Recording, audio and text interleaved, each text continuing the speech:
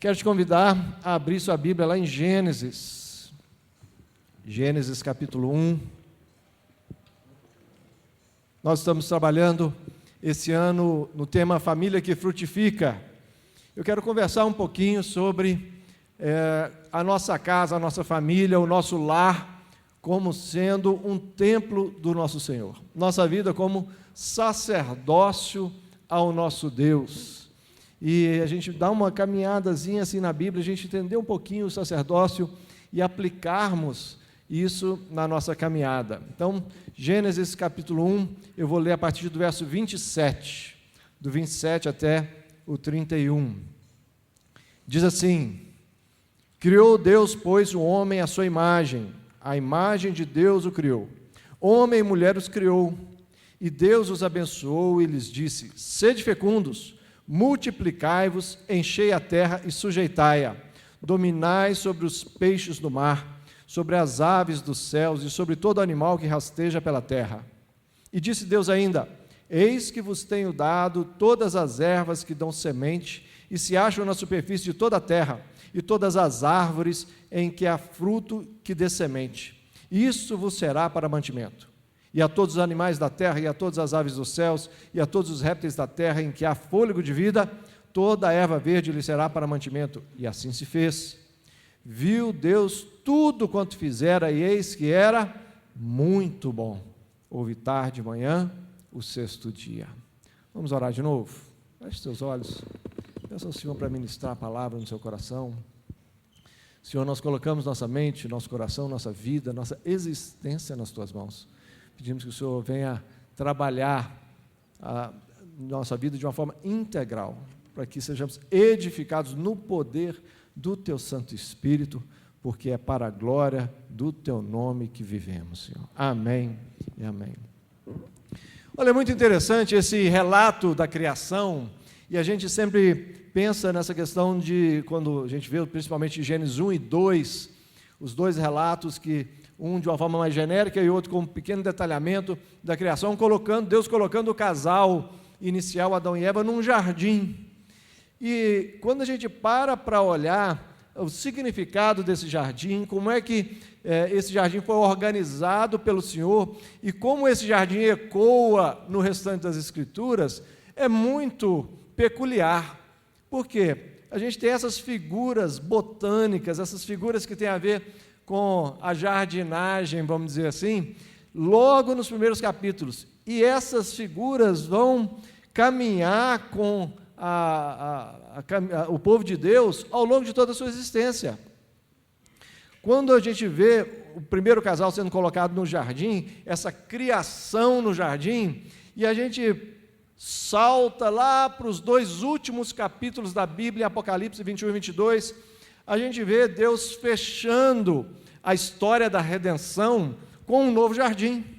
Agora um jardim plantado dentro da Nova Jerusalém, e ele diz que dentro da Nova Jerusalém havia o trono de Deus, e havia um rio que corria, da mesma forma que o jardim do Éden estava ali entre rios, um rio corria do trono de Deus e alimentava aquele novo jardim, e havia ali a árvore da vida, e essa árvore da vida era cura para as nações e alimentava os povos. Então a gente vê essa restauração e as figuras. É muito interessante quando a gente estuda Apocalipse. Tem gente que tem medo de Apocalipse, né? Não vou ler Apocalipse, então que tem umas, sei lá, se a besta pula em cima de mim. Tem gente que tem um pouco de medo. Mas quando a gente começa a entender as figuras do Apocalipse, a gente vê que João, ao escrever o Apocalipse, ele estava se baseando nas figuras do Antigo Testamento. E a nova criação, a nova Jerusalém, ela é baseada, é a restauração do Jardim do Éden, onde agora não só um casal, mas todos os redimidos são colocados diante do Senhor. E tem outra questão que é muito forte nesse relato da criação, que para nós passa um pouco desapercebido. Adão e Eva, quando se estuda o Jardim do Éden, quando a gente dá uma vasculhada um pouco maior na teologia do Jardim do Éden, a gente percebe que o Jardim do Éden era um templo. O Jardim do Éden não era a criação toda. O Jardim do Éden era aquele lugar onde o Senhor se encontrava com Adão e Eva. E a ideia de templo na Bíblia é justamente esse lugar onde céus e terra se encontram, onde nós entramos na presença de Deus.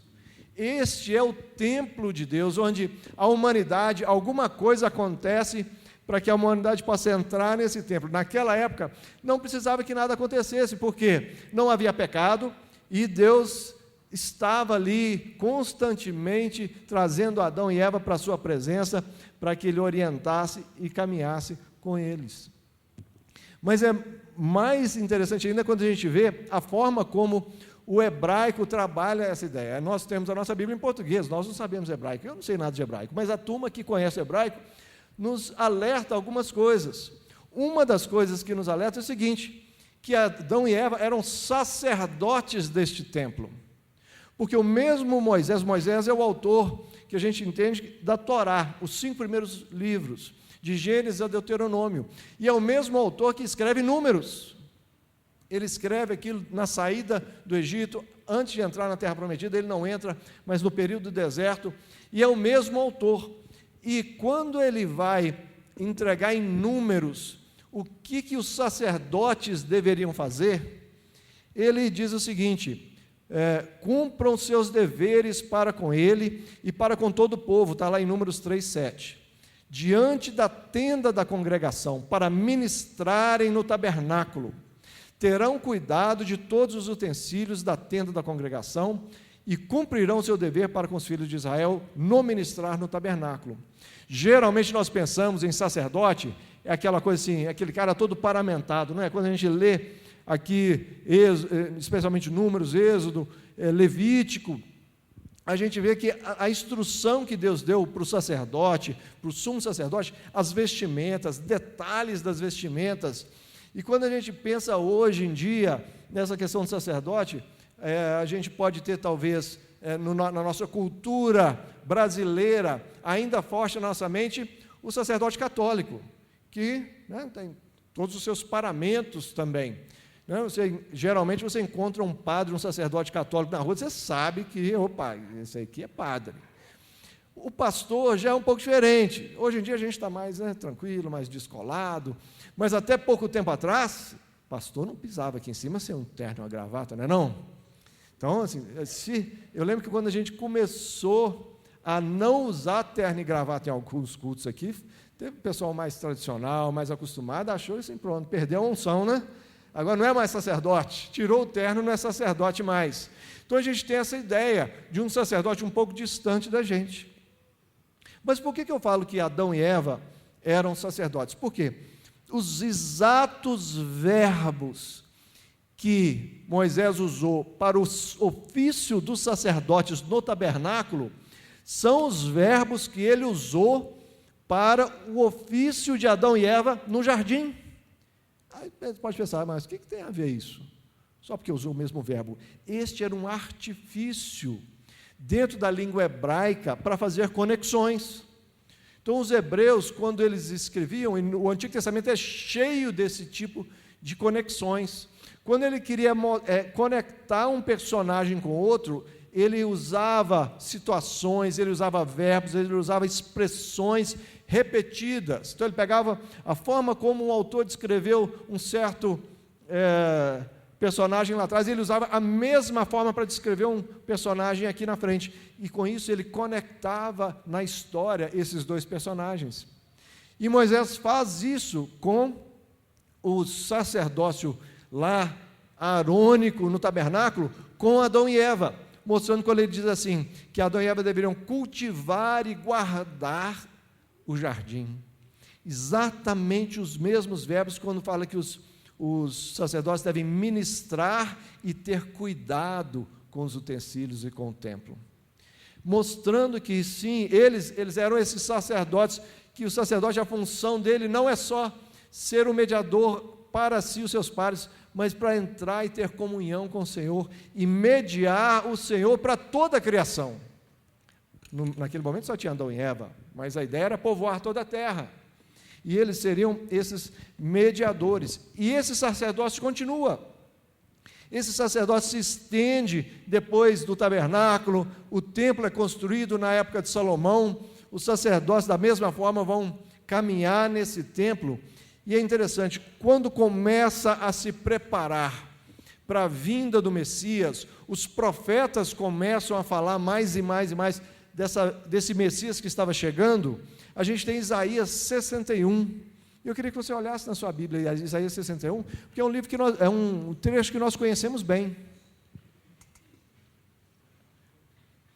Isaías 61 é exatamente o trecho do rolo de Isaías que Jesus, ao tomar o rolo de Isaías na sinagoga de Cafarnaum, ele abre no que nós chamamos hoje de capítulo 61, naquela época não era dividido em capítulos e versículos como é hoje, mas ele abre exatamente nesse trecho, e ele diz assim: o Espírito do Senhor Deus está sobre mim, porque o Senhor me ungiu para pregar boas novas aos quebrantados, enviou-me a curar os quebrantados de coração, a proclamar a libertação aos cativos e a pôr em liberdade os algemados, a pregoar o ano aceitável do Senhor e o dia da vingança do nosso Deus, a consolar todos os que choram e a pôr sobre Sião os que estão de luto, uma coroa em vez de cinzas, óleo de alegria ao invés de pranto, vestes de louvor em vez de espírito angustiado, a fim de que se chamem carvalhos de justiça, plantados pelo Senhor para a sua glória. Eu tenho certeza que o pessoal da música já logo canta a música inteira na cabeça, não é não? A música do Josué Rodrigues, não é? Carvalhos de Justiça, uma que é de um pouco mais de tempo aí de conversão, sabe que música é essa? Carvalho de Justiça, é uma música linda. Quando a gente lê esse texto, essa música brota na alma da gente. Só que a gente geralmente para por aqui, e esse texto é um texto sacerdotal, porque Jesus está dizendo assim, que ele veio, e ele diz assim, hoje se cumpre essas escrituras, e os fariseus ficam doidos, os escribas, quando ele diz assim, ele veio para apregoar o ano aceitável do Senhor. Esta era a expressão que o sacerdote usava no dia da expiação, o Yom Kippur, quando ele saía do templo depois de fazer o sacrifício por si mesmo, o sacrifício pelo povo, no dia da expiação, ele levava o sangue do sacrifício dentro do Santo dos Santos, uma vez por ano, e aspergia o propiciatório da Arca da Aliança, dentro do Santo dos Santos, com o sangue do sacrifício, saía da tenda, saía do tabernáculo, e dizia, este é o ano aceitável, é o dia da expiação, um ano aceitável do nosso Senhor. Então, quando Jesus está falando isso, ele está incorporando esse papel sacerdotal, dizendo assim, eu sou esse sacerdote, não só uma vez, mas de uma vez por todas. Eu sou esse sacerdote que veio para derramar, tirar a veste de pranto e colocar a veste de alegria, derramar graça sobre cada um, louvor em vez de espírito angustiado, para que se chamem carvalhos de justiça. Só que o texto continua. Se você olhar do verso 6 em diante, o profeta continua dizendo o seguinte, mas vós, agora ele está falando para todo Israel, mas vós sereis chamados sacerdotes do Senhor, e vos chamarão ministros de nosso Deus, comereis as riquezas das nações, e na sua glória vos gloriareis. Pula para o verso 8, porque eu, o Senhor, amo o juízo e odeio a iniquidade do roubo, dar-lhes-ei fielmente a sua recompensa, e com eles farei aliança eterna. A sua posteridade será conhecida entre as nações, os seus descendentes do meio dos povos, todos quantos os virem, os reconhecerão como família bendita do Senhor. Olha só que texto rico, e ele está falando de mim, de você, ele está falando de nós seremos conhecidos entre as nações como família bendita do Senhor, e ele diz, mas vocês serão chamados sacerdotes do Senhor. Ele não está falando para a linhagem de Arão, ele está falando para todo Israel, e Paulo vai mostrar isso bem claro, que nós somos esse Israel de Deus hoje, os que creem no Senhor Jesus Cristo, e a partir da igreja do Senhor, a gente vê esse sacerdócio tomando conta de todas as coisas. Pedro, quando escreve a sua primeira carta, ele vai falar disso, ele vai dizer assim, 1 Pedro 2,5, também vós mesmos, como pedras que vivem, sois edificados casa espiritual para serdes sacerdócio santo, a fim de oferecer de sacrifícios espirituais agradáveis a Deus por intermédio de Jesus Cristo. Essa ideia de oferecer sacrifício espiritual agradável a Deus, Pedro está dizendo, vocês são sacerdotes, vocês são um sacerdócio de Deus, e ele não está falando para judeus, ele está falando para judeus, gentios, para todo mundo. E aí, para fechar, nós começamos em Gênesis, precisamos terminar em Apocalipse. Porque Apocalipse a gente pode pensar assim, não, na nova criação não vai precisar desse negócio de sacerdote mais, né? Mas na criação tinha. Será que na nova criação não vai ter? Apocalipse 22, logo no comecinho, último capítulo da Bíblia, Apocalipse 22, a partir do verso 1, diz assim, então me mostrou o rio da água da vida, aqui João falando da visão que ele tem da Nova Jerusalém, brilhante como cristal, que sai do trono de Deus e do Cordeiro. No meio da sua praça, de uma a outra margem do rio, está a árvore da vida, que produz 12 frutos, dando o seu fruto de mês em mês. E as folhas da árvore são para a cura dos povos. Nunca mais haverá qualquer maldição. Nela estará o trono de Deus e do Cordeiro. Os seus servos os servirão. Contemplarão a sua face, e na sua fronte está o nome dele. Então já não haverá noite, nem precisam eles de luz de candeia, nem de luz de sol, porque o Senhor Deus brilhará sobre eles e reinarão pelos séculos dos séculos. Olha só, que preciosidade. E quando ele diz assim, verso 13 e 4, o final do 13 diz assim, os seus servos o servirão, contemplarão a sua face e na sua fronte está o nome dele. Se você já leu algumas vezes essa parte do sacerdócio do Antigo Testamento, você vai reconhecer algumas figuras aqui. Os seus servos o servirão. Ele não está falando só desse serviço ministerial nosso, não. Essa é uma linguagem sacerdotal. Nós vamos servir diante do Senhor dentro do templo. E ele diz assim, contemplarão a sua face. Era isso que acontecia com Moisés, quando ele entrava na tenda da congregação, na tenda do encontro, e saía com o rosto resplandecente da glória do Senhor. Essa é a ideia. E diz assim, e na sua fronte está o nome dele. Era isso que os sacerdotes do Antigo Testamento carregavam na sua fronte, escrito santidade ao Senhor. Essa é a ideia. Nós vamos ser sacerdotes para o resto da eternidade. Porque sabe o que? Nós vamos morar no templo. E não vai ser esse templo aqui. Muito melhor. A Nova Jerusalém. Que nós vamos experimentar a presença de Deus o tempo todo. Já teve aquele momento na sua vida que você, no meio de um louvor, ou num culto, uma pregação, alguma coisa assim, você teve a impressão assim, que parece que abriu o céu e Deus derramou da presença dele sobre sua vida, que você quis que aquele momento se eternizasse, talvez orando em casa, você tendo um momento de devocional, em casa lendo a palavra e em oração, parece que Deus abriu as janelas dos céus e derramou algo sobre sua vida, você fala assim, deu aquela sensação assim, eu não quero que isso acabe nunca na minha vida. Agora imagina os céus, isso não vai acabar nunca, e não foi esse relance, é algo intenso da presença do Senhor, porque nós vamos ser sacerdotes para todo o sempre na presença dEle, o servindo, porque não tem coisa melhor do que servir o nosso Senhor. Eu queria dar esse panorama dessa ideia de sacerdócio, para a gente entrar um pouco assim na mesma sintonia, porque eu quero, a partir dessa ideia do sacerdócio, trazer uma outra figura, a figura do templo. E eu queria aplicar essa figura do templo às nossas vidas, à nossa casa, ao nosso lar, à nossa família. Seja você a família de um só, mora sozinho, seja você aquela família que entra e sai esbarrando uns nos outros, assim, de tanta gente que tem dentro de casa, mas a gente olhar um pouco para esse templo de Deus. Por quê? Os sacerdotes, quando Deus mandou construir o templo, construir o tabernáculo, ele mostrou para Moisés um templo nos céus. Ele leva Moisés para ter uma visão de um templo celestial, e depois fala assim, olha, conforme isso que eu estou te mostrando, faça o tabernáculo. E esse tabernáculo foi feito. O tabernáculo era dividido em 3 áreas. Você tinha o átrio, o santo lugar e o santo dos santos.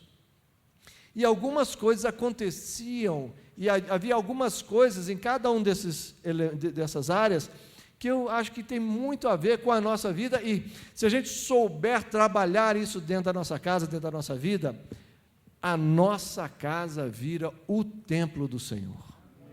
Porque muitas vezes nós achamos, não, o templo é lá na oitava, eu vou lá no templo da oitava, isso aqui tudo bem, pode ser o templo da oitava, mas o templo é quando nós entramos na presença de Deus. O Espírito de Deus foi colocado em nós e nós nos tornamos o templo de Deus. Então o acesso está aberto, o caminho através do sangue de Jesus, diz o autor de Hebreus, o caminho foi rasgado ali e aberto o caminho pelo sangue, o véu foi rasgado e nós temos acesso o tempo todo. Então fazer da nossa casa um templo está à nossa disposição. E eu queria, através dessas figuras do templo e do tabernáculo, pensar em como que a gente pode fazer da nossa casa, do nosso lar, um templo do Senhor. A impressão que eu tenho é a seguinte: quando a gente está na presença de Deus, parece que o tempo para.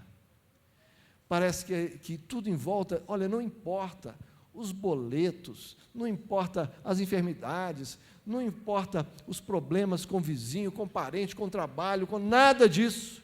Quando a gente está na presença do Senhor, parece que tudo isso se cala. E a voz do Senhor se ergue e traz paz para a nossa vida. Amém? Já teve essa sensação? Agora, se nós trabalharmos para fazer da nossa casa esse templo, pode acontecer o que for lá fora, a gente põe os pés dentro de casa, tem paz, paz do Senhor. Quando os judeus entravam, os hebreus entravam no tabernáculo, a primeira coisa que eles tinham era o átrio, e no átrio entravam todos os judeus, não eram só os sacerdotes, porque o judeu que ia levar o sacrifício entrava também no átrio, e a primeira coisa que tinha era o altar do sacrifício. E esse altar do sacrifício é onde ele levava o cordeiro ou qualquer outro animal, era imolado, e o holocausto acontecia para que representasse esse perdão dos pecados que Jesus depois veio conquistar de uma vez por todas na cruz por nós. É por isso que, apesar de nós virmos do judaísmo para o cristianismo, nós não trouxemos, como os islâmicos fazem até hoje, o sacrifício de animais. Porque Jesus Cristo já morreu por nós e os nossos pecados nele estão perdoados, se entregamos nossa vida a Ele. Mas nós precisamos desse sangue de Jesus sobre nossas vidas o tempo todo, porque o tempo todo nós estamos vacilando. Nós pecamos por ação e nós pecamos por omissão. Nós pecamos pelo que fazemos e nós pecamos pelo que pensamos.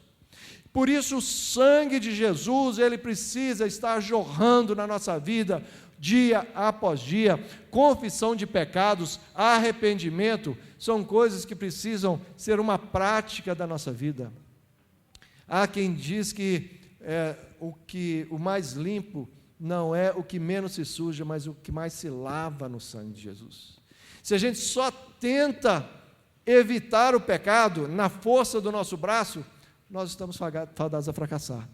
Mas se nós entramos na presença de Deus, estamos dentro desse templo, constantemente, e o sangue de Jesus nos purifica de todo pecado, diz o apóstolo João na sua primeira carta, e o sangue de Jesus nos purifica de todo pecado.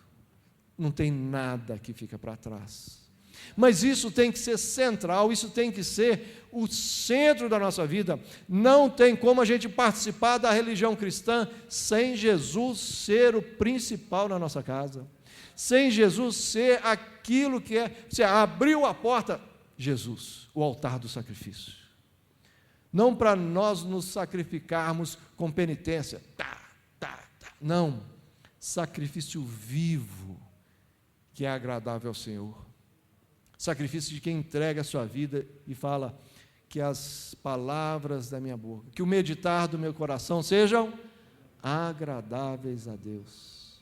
E assim a nossa vida, viver este sacrifício vivo constantemente.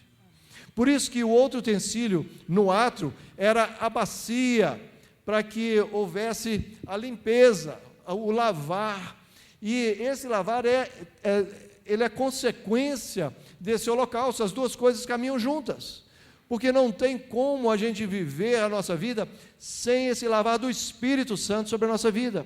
O sangue de Jesus nos purifica do pecado, mas é o Espírito Santo que nos torna cada vez mais santos e nos faz caminhar numa vida diferente. Santidade não é não pecar.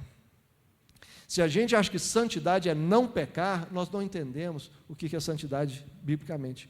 Santidade é andar na presença do Senhor. Santidade é pedir a mente de Cristo, para que a gente possa olhar para as pessoas à nossa volta e falar assim: Senhor, o que o Senhor quer que eu faça? Raposos, a gente olha para a televisão, puxa vida, não, que coisa triste que aconteceu nessas cidades, desliga a televisão e vai dormir. Mas quando o Espírito Santo incomoda o nosso coração, a gente deita a cabeça no travesseiro e a gente fala assim: eu preciso fazer alguma coisa. Eu não posso deitar a cabeça no travesseiro e dormir tranquilamente, enquanto tem gente dormindo no segundo andar porque o primeiro andar foi invadido, e tem gente que não está dormindo no segundo andar porque não tem segundo andar, porque não sobrou nada da casa, e eu estou deitado no meu travesseiro tranquilamente. Mas quando a nossa mente é lavada no Espírito Santo, o amor do Senhor faz fluir alguma coisa nova na nossa vida, e ainda que eu fale assim: pastor Eduardo, eu não posso ir, como que eu posso ajudar? Eu tenho alguma coisa lá em casa, eu tenho algum móvel, eu tenho uma oferta, alguma coisa, mas se eu não tenho nada, vocês vão que eu vou ficar de casa orando, bênção já. Porque é uma batalha espiritual, irmãos. É uma batalha espiritual. Porque o diabo sabe, nós fomos lá tirar barro no primeiro dia, mas agora nós estamos plantando uma igreja. O diabo sabe que a igreja do Senhor, o barro que ela quer tirar, não é só o barro da casa, é a lama da alma. E esse é o ofício do inimigo. Esse é o ofício do inimigo, enlamear as vidas das pessoas, mas o nosso ofício é lavar, limpar, porque o Espírito Santo usa as nossas vidas. Mas mais do que isso, nós vamos entrar nós somos sacerdotes. Os hebreus que não eram sacerdotes ficavam só no átrio, mas lembrando, nós somos sacerdotes e nós precisamos entrar agora no santo lugar. O santo lugar é o santo onde há a mesa dos pães da proposição. Esses pães, é interessante porque eram 12 pães, um para cada tribo de Israel. Um dos significados desses pães é que há alimento para todo mundo.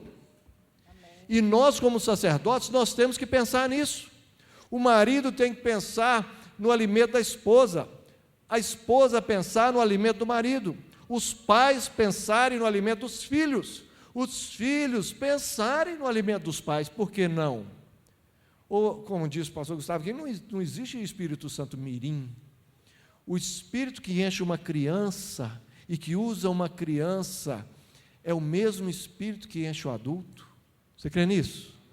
Amém. Não é à toa que a gente batiza criança, não é? Não é à toa, não. Criança é igreja. Ela não vai se tornar igreja quando ela crescer, não. Ela já é igreja. E ela ora e vai diante do Senhor e clama e Deus responde. Por isso que nós precisamos olhar de uma forma, olha, eu sou esse mordomo, esse é outro termo que o Novo Testamento especialmente vai usar. Nós somos despenseiros na casa do Senhor. O despenseiro é aquele que garante que a família toda está alimentada, é o mordomo da casa. Nós somos esses, e como sacerdotes, nós temos, onde é que está a palavra na nossa casa?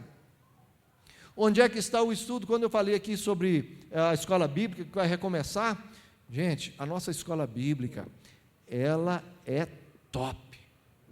Pensa numa equipe de professores gabaritada, Os caras estudam, mas estudam, às vezes, um mês para dar uma aula. Eu já vi isso, não é de vez em quando, não. Às vezes o professor estuda um mês para dar 1h30 de aula, para entregar coisa preciosa para os alunos. Nós não podemos, eu estou falando aqui da escola bíblica aqui, mas dentro de casa, a palavra, o alimento, precisa ser da família.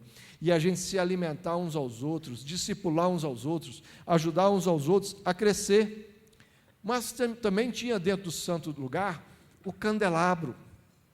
O candelabro, ele trazia o mesmo fogo do altar. E ele precisava estar aceso continuamente também. O candelabro, ele tem algumas figuras, alguns acham que é a figura da árvore da vida, porque ele é todo ornamentado como se fosse uma planta. Mas uma coisa me chamou a atenção: lá fora, o sacerdócio era mais público, os hebreus estavam lá, os sacerdotes traziam, faziam o sacrifício, mas quando o sacerdote entrava no santo lugar, ele entrava sozinho, os outros não entravam junto com ele. E ele tinha que garantir que o candelabro estava aceso. E muitas vezes a gente está muito bem assim com todo mundo, mas quando a gente vai para o lugar secreto, a gente precisa ter o mesmo cuidado de manter a chama acesa. Ninguém estava vendo o sacerdote lá dentro, mas ele precisava manter a chama acesa. Nós, como sacerdotes, nós adoramos aqui uns com os outros, nós levantamos as mãos, nós nos abraçamos, mais ou menos, abraçamos, estamos voltando a nos abraçar, mas quando a gente volta para casa, o mesmo fervor precisa acontecer. Quando a gente está sozinho em casa, quando a gente está diante do computador, da televisão, quando a gente está conversando com as pessoas no WhatsApp, quando a gente está interagindo, quando a gente está parado, pensando, lendo um livro, a chama precisa estar acesa do mesmo jeito. Nós não podemos ser uma pessoa em público e outra pessoa no privado. Nós não podemos ser uma pessoa na igreja e outra pessoa no trabalho ou na escola. Nós não podemos ser uma pessoa com a galera do ministério da igreja e outra pessoa no futebol. A chama precisa estar acesa o tempo todo. Por isso, as células nos ajudam tanto, porque nos ajudam a trazer a igreja para dentro da nossa casa, para o dia a dia da gente. Nos ajuda a não limitar a vida da igreja ao domingo, e coisas que nós já antigamente criticávamos, às vezes os católicos, por serem domingueiros. Muitas vezes nós evangélicos estamos nos tornando domingueiros. As células nos ajudam a gente viver o evangelho constantemente, de segunda a segunda, e fazer do domingo a celebração, uma festa de tudo que Deus fez durante a semana, porque Ele é o mesmo Deus domingo, segunda, terça, quarta, quinta, todos os dias. Glória a Deus por isso. Por isso que nesse santo lugar tem o altar do incenso, a adoração. E a adoração não é só o cantar, o colocar um louvor no carro, colocar um louvor em casa. Eu adoro ao Senhor com meus pensamentos. Eu adoro o Senhor fazendo boas obras. Não é isso que a palavra diz? Que os outros glorificariam o nome de Deus quando nós ajudássemos os pobres, ajudássemos o próximo. A gente precisa pensar nessa adoração o tempo todo, e a nossa casa ser uma casa de adoração, a generosidade ser uma característica da nossa família, e a gente ensinar a generosidade uns para os outros. Nós, no meu caso, eu como homem da casa, ensinar a generosidade para minha esposa e para os meus filhos, e minha esposa me ensinar a generosidade. E quantas vezes eu já não fui desafiado na generosidade dos meus filhos? E às vezes passar um sinal, às vezes alguém pedindo alguma coisa, e eu vou fingir que eu não estou vendo. E aí meu filho cutucar assim: pai, você não vai fazer nada? Com todo o dilema que existe, né, entre dar dinheiro para para alguém na rua, mas uma coisa é certa, tem a ver com o nosso coração. É muito fácil a gente fechar o vidro, é muito fácil a gente virar a cara, é muito fácil a gente arrumar desculpas, mas se a gente vive a generosidade, nós estamos vivendo o coração de Deus, porque eu não conheço ninguém mais generoso do que o nosso Senhor. Sabe por quê? Porque não existe. O nosso Deus é generoso. A adoração ao altar do incenso. E para fechar, o Santo dos Santos. O Santo dos Santos era o lugar que não eram os sacerdotes que entravam, era o sumo sacerdote que entrava. E não era qualquer dia, era uma vez por ano no dia da expiação. E hoje, o Santo dos Santos está com o véu rasgado. O Santo dos Santos está à nossa disposição. O Santo dos Santos é o lugar do ápice da presença de Deus na nossa vida. Entrar no Santo dos Santos era a coisa mais preciosa que o sumo sacerdote podia fazer. E Deus rasgou o véu e falou assim: vem, o caminho está aberto. Entrar no Santo dos Santos é aquela expectativa que vai além do nosso dia a dia. Às vezes a gente serve no ministério, às vezes a gente tem experiências com o Senhor, a gente tem comunhão com os irmãos, mas quando a gente experimenta o Santo dos Santos, é aquele momento que eu falei, que o mundo para, que Deus entra na nossa vida, e os céus se rompem, e tudo muda, porque Deus visitou a nossa vida. Nós não podemos perder essa expectativa. O mesmo Deus que fez descer a glória dele sobre o templo, quando ele foi inaugurado, tanto lá no deserto do tabernáculo, quanto o templo lá com Salomão, que os sacerdotes, era tamanha a glória do Senhor, que os sacerdotes não puderam ficar ali dentro. Esse é o templo da nossa vida. É a mesma glória do Senhor, é o mesmo Deus de Yahvé, é o mesmo Deus que criou o universo, é o mesmo Deus que entregou a sua vida na cruz por nós, é o mesmo Deus que fez derramar o Espírito Santo sobre nossas vidas, é o Deus que nos chama todos os dias para a sua presença.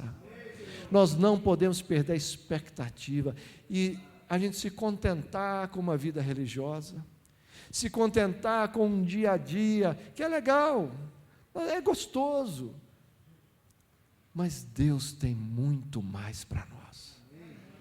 Deus tem algo assim tremendo para as nossas vidas diariamente.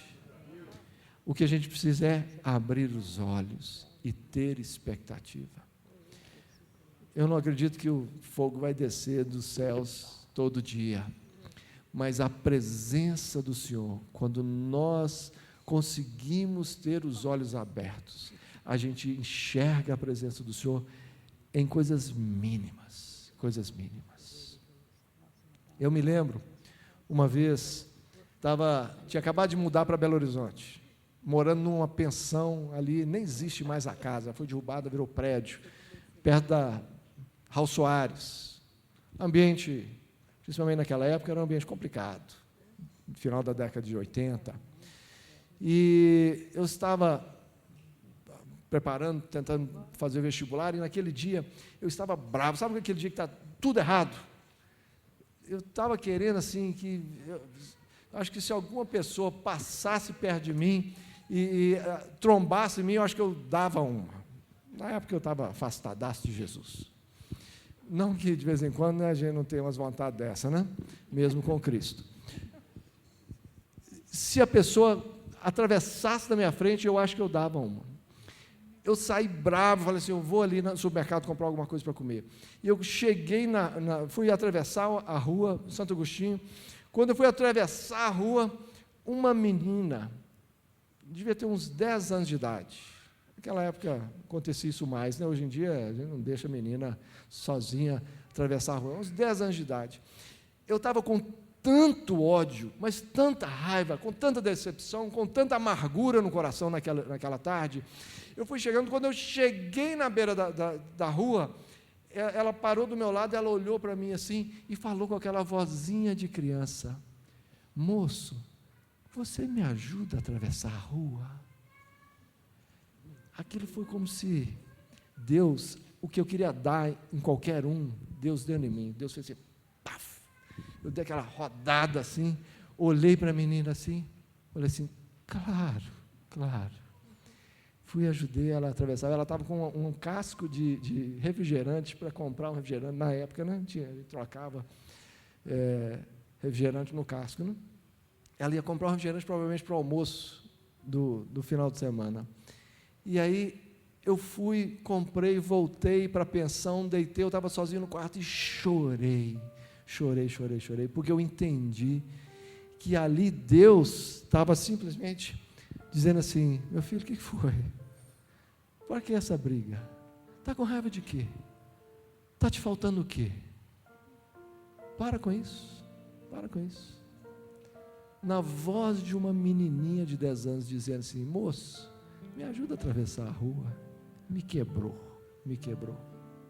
É interessante como é que pequenas coisas Deus usa para transformar o dia da gente. Aquele foi um dia que Deus rasgou assim o véu e falou assim, vem cá meu filho, vem cá, entra no Santo dos Santos, que eu quero ter uma conversa contigo. Simples, é interessante. Só quero fechar voltando lá a Isaías 61. Vós sereis chamados sacerdotes do Senhor, vos chamarão ministros de nosso Deus, comereis as riquezas das nações e na sua glória vos gloriareis, porque eu, o Senhor, amo o juízo, odeio a iniquidade do roubo, dar-lhes-ei fielmente a sua recompensa e com eles farei aliança eterna. A sua posteridade será reconhecida entre as nações, os seus descendentes no meio dos povos. Todos quantos os virem, os reconhecerão como família bendita do Senhor. A nossa casa precisa ser esse lugar, o templo de Deus. A minha oração sempre tem sido assim, Deus, quando alguém vier na minha casa, a hora que colocar o pé, que a pessoa sinta um negócio diferente. E sempre quando eu faço casamento, eu oro pelos noivos, no final do casamento, que o Senhor faça o partir do pão da casa, como aquele partir do pão da paz. E como Jesus, quando partiu o pão lá com os discípulos no caminho de Emaús, quando eles chegaram em casa, e eles tiveram os olhos abertos e reconheceram o Senhor, que a gente possa reconhecer a presença do Senhor dentro da nossa casa, porque é o templo do Senhor. Amém? Vamos orar por isso. Eu não sei o que é que precisa ser restaurado na sua caminhada, na sua casa, mas eu queria que você colocasse isso diante do Senhor. Pedisse, Deus, faz da minha casa esse templo. Me ajuda a restaurar. Talvez a sua restauração seja entregar a sua vida a Jesus. Dizer assim, Jesus, até hoje eu não me entreguei como sacrifício vivo a Ti, e eu quero entregar a minha vida. Talvez você precisa sacrificar algumas coisas da sua vida, coisas que você está aí, pecados, vícios, manias, medos, que você precisa colocar no altar e dizer assim, Senhor, chega. Talvez reacender o candelabro, a oração, a presença de Deus no lugar secreto, a adoração que flui do seu coração, da sua mente, para toda a sua vida, e ter a expectativa de entrar no Santo dos Santos, estar diante de Deus, expectativa de coisas grandes. Feche seus olhos, vamos orar. Deus, queremos colocar a nossa vida no Teu altar, pedir que o Senhor venha com poder, fazer algo novo, Deus, nas nossas vidas. Não queremos brincar de religião, nós não queremos, Deus, e não podemos levar a vida de qualquer jeito. Queremos que a nossa casa seja esse lugar da adoração, mas mais do que isso, por onde nós formos, sermos os sacerdotes do Senhor, levarmos a presença do Senhor para as outras pessoas, honrarmos o Teu nome, bendizermos o Senhor, glorificarmos o Senhor, seja em Raposo, seja em qualquer outro lugar, que as pessoas possam nos ver e falar assim, este esteve e está na presença de Deus. Assim colocamos nossa vida no Teu altar com gratidão, porque é só o Senhor que pode fazer isso nas nossas vidas. E assim nos entregamos a Ti, em nome de Jesus. Amém e amém.